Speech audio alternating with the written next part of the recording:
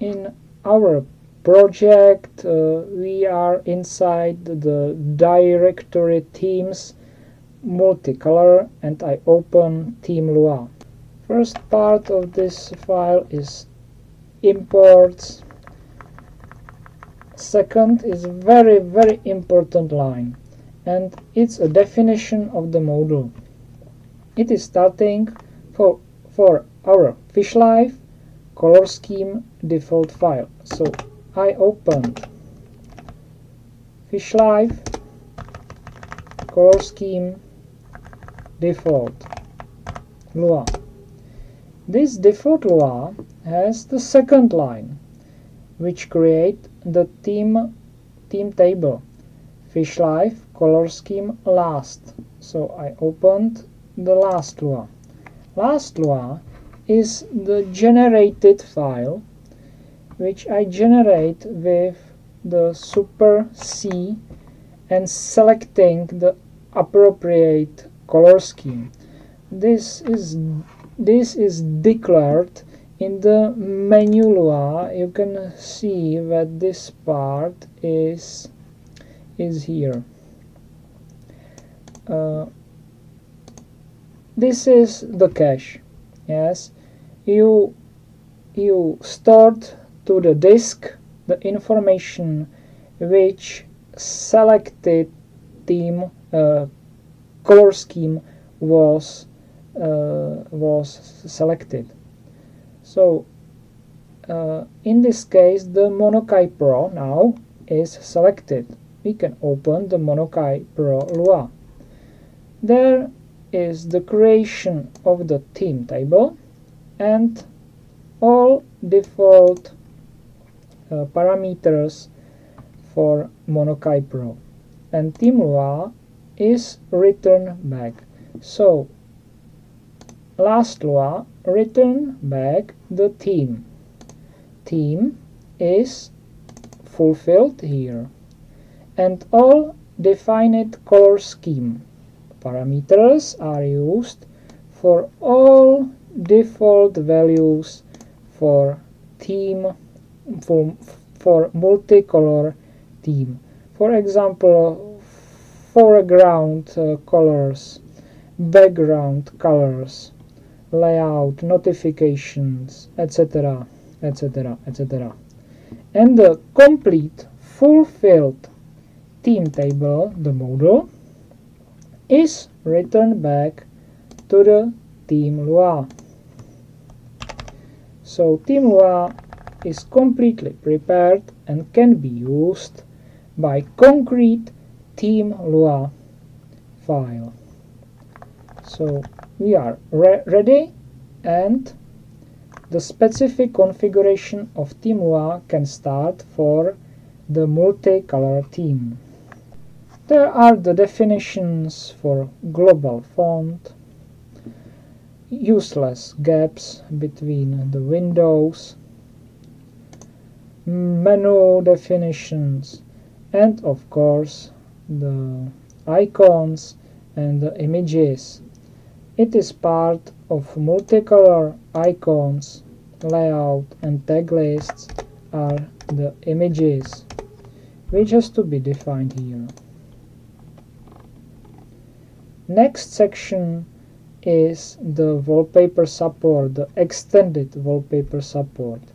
There are definitions of directories for public wallpapers, user wallpapers, and notifications images. Notification images are this one, which are defined in a public wallpapers portraits. In the next section you can see the important two tables or lists. This list is the wallpapers selected for each tag. So this is tag 1, 2nd, 3rd, and 9 is here. So there are two labels, the random and the color scheme. You can see that for the first tag there is definition of random wallpaper. This random wallpaper is taken from this list, wallpaper random. Any random wallpaper is selected from this list and shown for first tag. Next, wallpapers are exact for each second, third wallpaper, and there is the specific part for developer tag, developer tag, and is color scheme. Under the public wallpapers there are the section of color scheme, and you can have the wallpapers driven by the color scheme ID, and under it there are the wallpapers which is shown here, and in this case it is for Monokai Pro. In this section is declaration of widgets. There are many widgets which are mainly part of wibar. These instances are inserted to wibox. Wiboxes are the specific instances which can be inserted to wibar. But you can define some layouts for these widgets. I'm using, for example, my definitions of layouts for wiboxes, and it is present in the fishlive widgets subcomponent. So if I open widgets and in it Lua, you can see that the definitions of containers for wiboxes are here. Why? Because, for example, it creates this nice layout with the icons, text, and under it is this line with defined some random color from the color scheme. So here there are all defined wiboxes, widgets for memory, CPU, temperatures, the weather, ALSA volume, network, text clock in the right side, Spotify, it's here, and the system tray. System tray is present in this part. There can be definition of base size and the colors of it. Next part is the menus. These menus can be inserted to the launcher. It is in the right side where the menus are presented inside these sections. And I have here definition the menu color schemes, which is under the key binding Super C, and the appropriate function, the prepare color scheme menu is called. This is most important, the method, the function inside the theme.lua. For the screen there is the connect signal for request desktop decoration.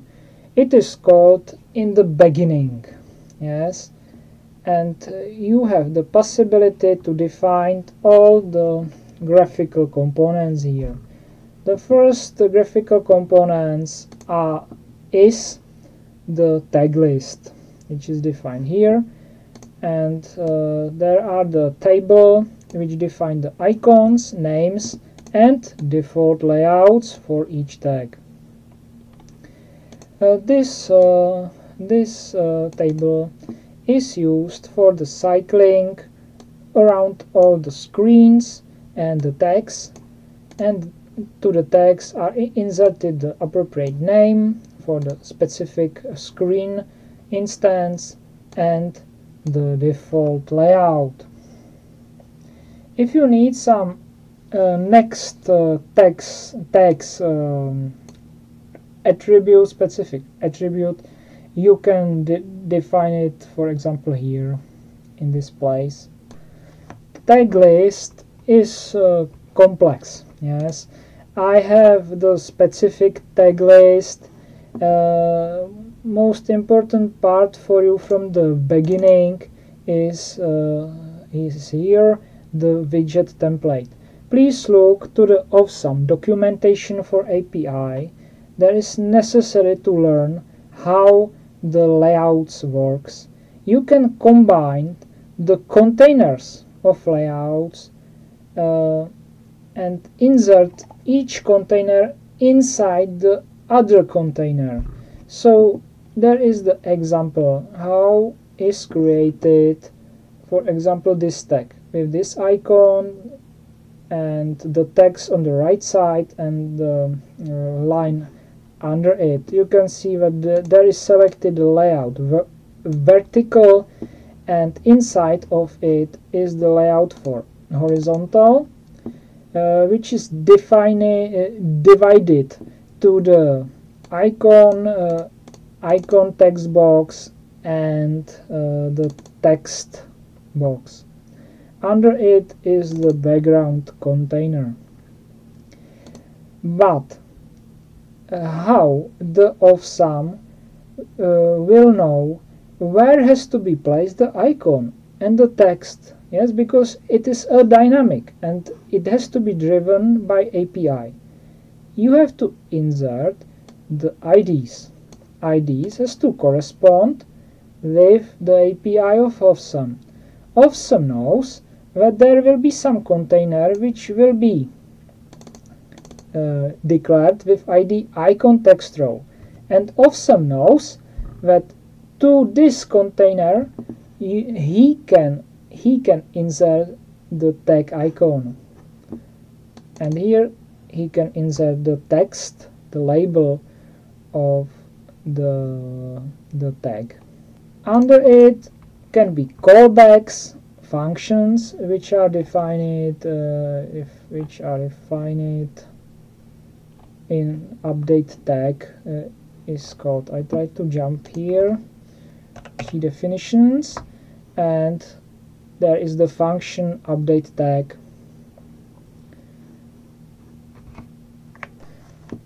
You can see that I can recognize the focus of this tag. If the tag is focused, the BG underlying color is called. If not, the BG background normal color is selected. I can find on the active tag by the self to find the ID, yes, for a wibox. So I can call the method with colon get children by ID and find, for example, the icon text row, and after this I get the instance of the container and, for example, call some specific things for setting the name the icons. The center part of the wibar is the task list. Task list is here. You can deactivate with the left button, the right button. You can select by this menu. It is defined here. Nothing special. You can use some very specific declaration for your specific task list. I saw many examples, but I used this default.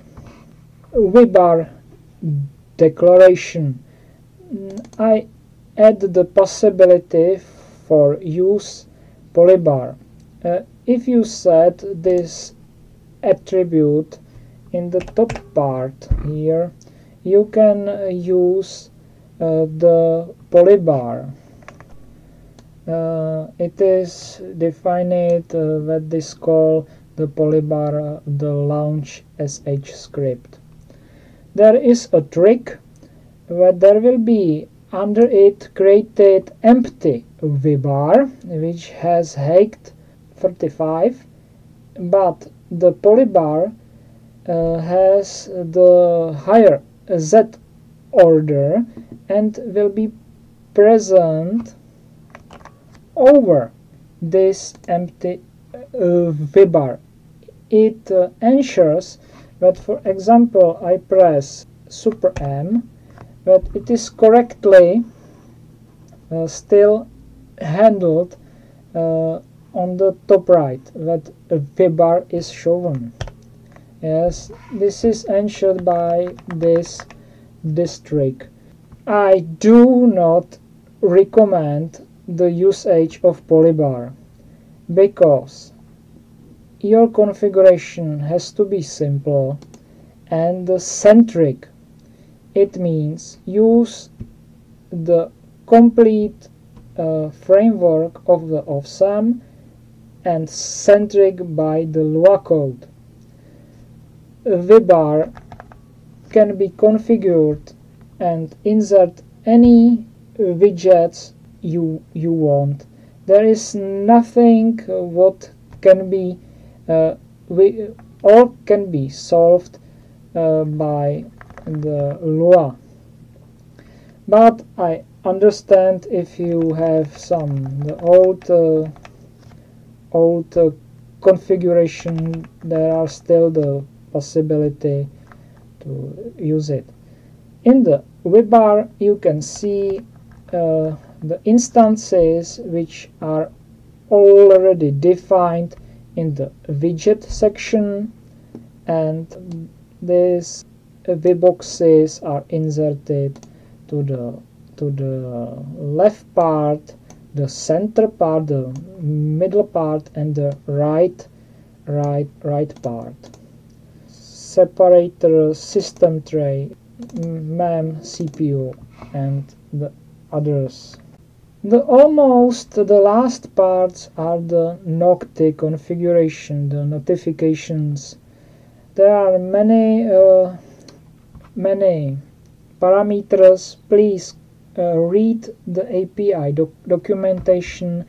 Mainly focus for these two parameters, timeout and hover. If, for example, I open some notification is shown, this notification will be present 10 seconds.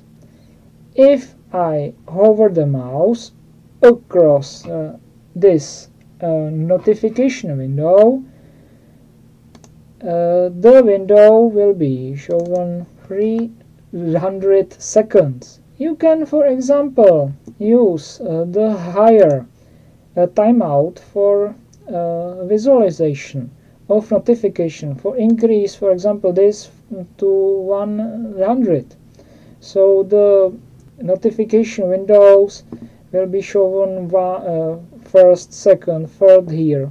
Yes, and you can just press the left mouse button and the notification will be hide.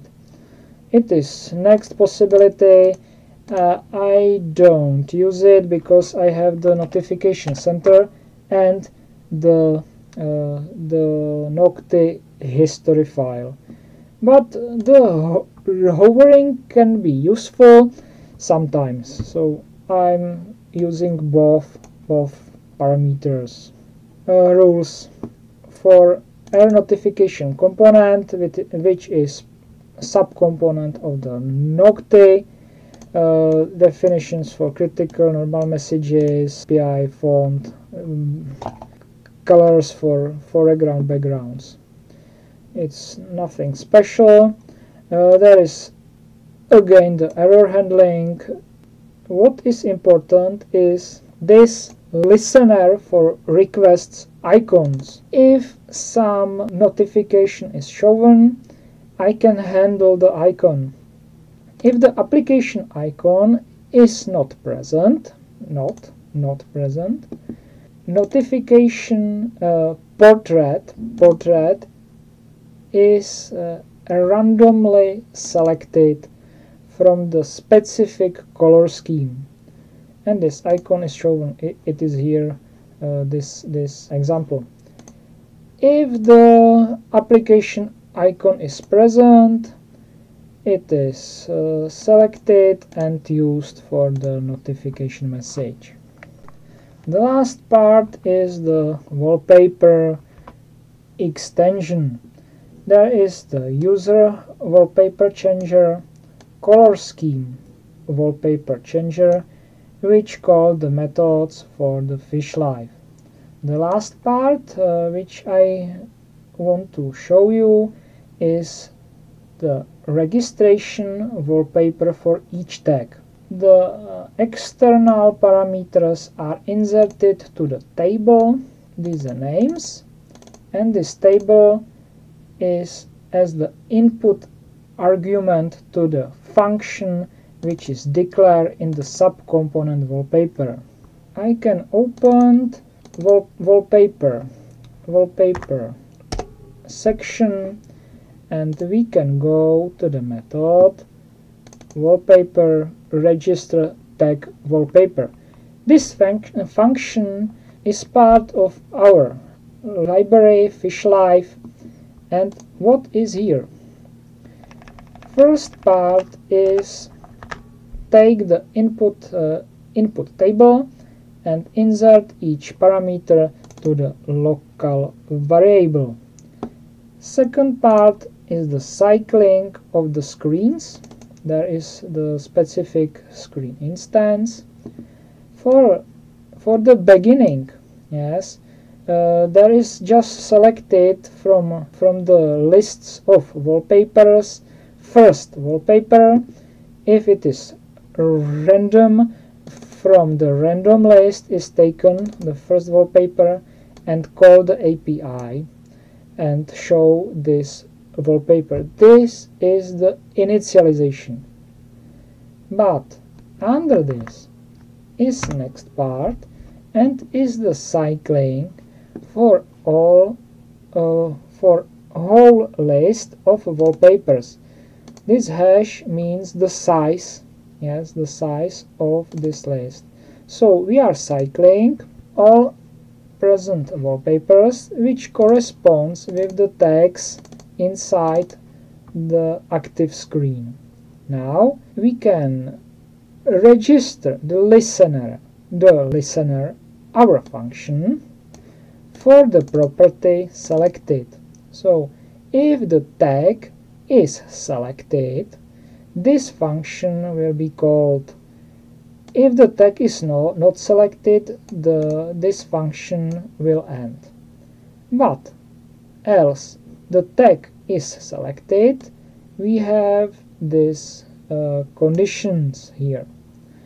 For example, if the selected index from our wallpaper selected list is random, the random function is called, and the random position select the random wallpaper from the wallpaper random list, and the selected wallpaper string is passed to the wallpaper instance. If the wallpaper selected is color scheme, the function change wallpaper color scheme is called, and appropriate wallpaper is selected from the color scheme folders. If the specific wallpaper is part of VP with this index, the exact wallpaper is selected, and the final fulfilled wallpaper string argument or parameter is inserted to the API, and of sum shown maximized wallpaper with appropriate ratio of the wallpaper. It's done. So you can see that we are listening the property selected, and I'm using this technique for visualization of wallpaper for each tag. Of course, you can have the activate more tags. Yes, you have to understand that it is mainly for activated for one tag. Yes, if you selected more tags, the first of these selected tags will be chosen for this wallpaper, because this index will be for first one. Yes, this one. So we are finished now. If we look to the theme.lua, you can see that the last line is return the instance of theme to the beautiful object in rc.lua. If you have any questions, please insert the comments to this YouTube video, or create the issue to the GitHub, to TUX project. You can create the issue and we can discuss there the problematic around the configuration of Awesome. So good luck and have a nice day. Goodbye.